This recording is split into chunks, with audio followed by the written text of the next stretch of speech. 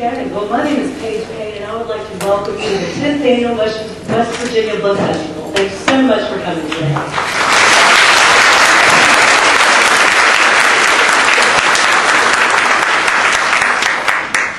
Just a few housekeeping issues real quick. We do have evaluations. We would love it if you take just a minute to fill one out. It'll help us to know what we're doing right and what we can improve on for next year, so that we bring you all exactly what you want to hear, just like today. Also, cell phones, if you take just a minute to turn those off, I'd appreciate it. The book signing will be just after the program. We'll be at the back of the North Hall, and there you can have your book signed, and I believe have lots of pictures taken. Also, real quick, I'd like to thank some of our top sponsors. We absolutely can't do this without them. The Kanawha County Public Library, the Library Foundation, West Virginia Humanity Council, and the Charleston Gazette and the Charleston Daily Mail. Thank you so much to those sponsors and all the others.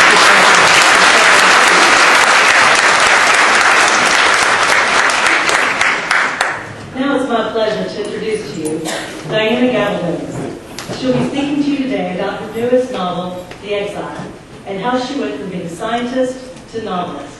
So please, with me, welcome Diana Gabaldon.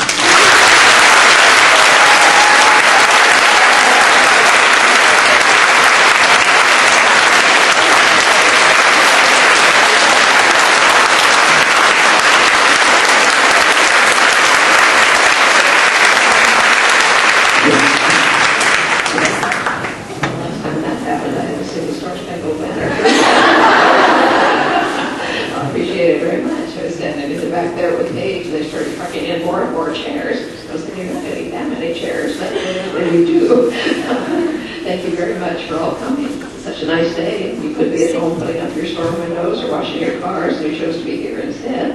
I'm very flattered. And, it's really nice. You know, back in the day when I first started going out to talk to people about my books, my husband would say, I'd come back in the evening and say to my husband, oh, we had a great crowd. We had 15 people. I said, then, it's kind of increased since then. Even then, though, he'd say to me, well, doesn't it make you nervous having to stand up in front of all these totally strange people and talk about your books? I think he meant total strangers rather than total strangers. But I said, well, you know, it might, but I've been a university professor for a long time. Said if I can keep people awake at 8 o'clock in the morning talking about human anatomy and physiology, I could probably keep them awake at 8 o'clock in the evening if they came to hear me. Back then, I would walk into an auditorium full of at least this many people because human anatomy and physiology was a big class. Everybody took it. It was popular with everyone, including the football team. They all took it because they thought it would be easy. They always sat in the front row, and I'd walk in the first day of class. They'd all be there sound asleep, these large inanimate blobs of flesh. Walk up to the edge of the platform and say, well, this morning, gentlemen, we're going to discuss the history of contraception. They all start blinking. In days of old, when nights were cold and condoms not invented, they wrapped old socks around their cocks and babies were prevented.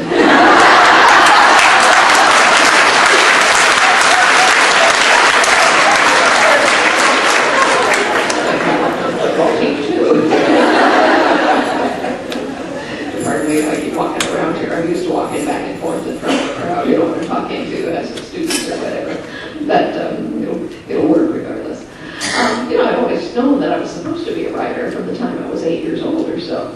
But I came from a very conservative family background, and my dad used to say to me, well, you're such a poor judge of character, you're bound to marry some bum. He said, so be sure you get a good education so you can support your children. But when this went on at home, I thought perhaps I would not announce that I wanted to write novels because I understood this was sort of financially risky. And so I went to science. You know, I liked science. I was good at it. My PhD dissertation was a 400-page opus entitled Best Site Selection in Opinion J, Tumorhinus cyanocephalus. Or as my husband says, why birds build nests where they do and who cares anyway. I still wanted to write books. And when I turned 35, I said to myself, well, you know, Mozart was dead at 36. Maybe you better get a move on here. And so I said, all right, on my next birthday, I will begin writing a book. Because up to this point, I had written all kinds of things, you know, all the stuff you have to write while getting a PhD in quantitative behavioral ecology, a master's degree chemistry and marine biology. My thesis for that was agonistic interactions in the hermit crab, which is almost as exciting. For that one, I had to torture hermit crabs with a soldering iron. Guys who live in borrowed shells. That's because they have very naked rear ends, that they're very vulnerable. And so to a hermit crab, the most important thing in life is his shell. So I was checking to see whether being deprived of food would make them more likely to shell fight, because they do something where they bang their shells together, and then the one who gives up first has to hop out of his shell, and the winner tries on both until he decides which he wants, and then he walks off with a better shell, and the loser has to take the other one. But they will fight over food, just clawing at each other and all that. So I was checking to see if, depriving one of food would make him shell fight more aggressively, or if making him live in an inferior shell would make him fight for food more aggressively and all that. Well, it turned out that nothing is more important than a shell, and so it doesn't matter how many days they've been without food, they'll go for the shell rather than the food, difference. But it is so important that they won't get out of their shells to start with. So in order to make them get into smaller shells to try it out, I had to put a soldering iron to the shell they were in until it got too hot and they would jump out. It was very mean, but and I did give them back all their original shells when we were done testing. Anyway, it's been an interesting life as a scientist. And people always say, well, how did you get from being a scientist to being a novelist? I said, well, you see, I wrote a book. I don't get license or anything. Anyway, as I say, I've written all kinds of things, including scientific articles and popular science articles and theses and doctoral dissertations and textbooks and tutorials for software documentation, anything anybody would pay me for, essentially. Because while I did not marry a bum, I married a very nice man, who I still have 38 years later. I did marry a man who quit work 3 months after our first child was born in order to start his own business. And I do have to say that in terms of financial stability, there's not that much to choose between an entrepreneur and a bum. So for our first few years, while his business was getting going, I was our sole support, and they don't pay assistant professors all that much. So this is where I took to writing software reviews, because along the way I had sort of slid from being an ecologist into being a, quote, expert in scientific computation.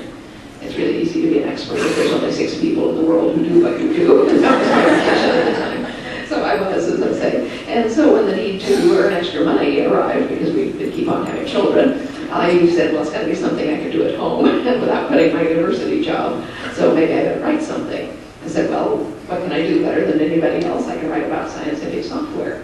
And so I wrote a query letter to the editors of Byte and InfoWorld and all these computer press magazines, and I sent with it a copy of a scientific journal that I had founded at my university called Science Software Quarterly, which was for scientists who used computers in their work.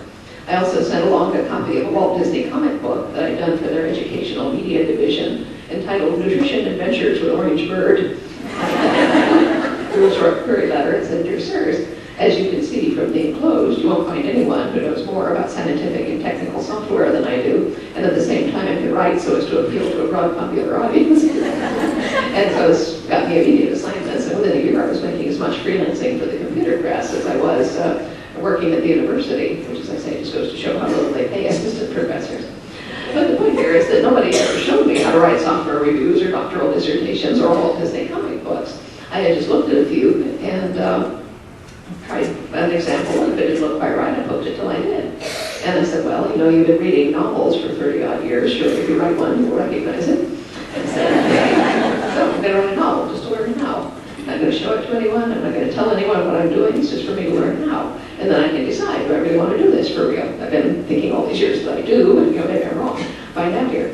And so I said, okay, what shall I write? This was a practice novel, mind. So it didn't really matter. And I thought, well, I read everything and lots of it. I said, but you maybe read more mysteries than anything else. Maybe I should write mystery. And I said, no, mysteries have plots. I'm not sure I can do that. And so I said, what's the easiest possible thing I could write for practice? No point making it hard. And I thought for a bit. I said, well, for me, maybe a historical novel would be the easiest thing to write. Because I was a research professor. I knew my way around the library. Said it seems easier to look things up than to make them up. And if I turn out to have no imagination, I can steal things from the historical record. Actually works pretty well. So I said, a historical novel. Well, where shall I set this? Because I have no formal background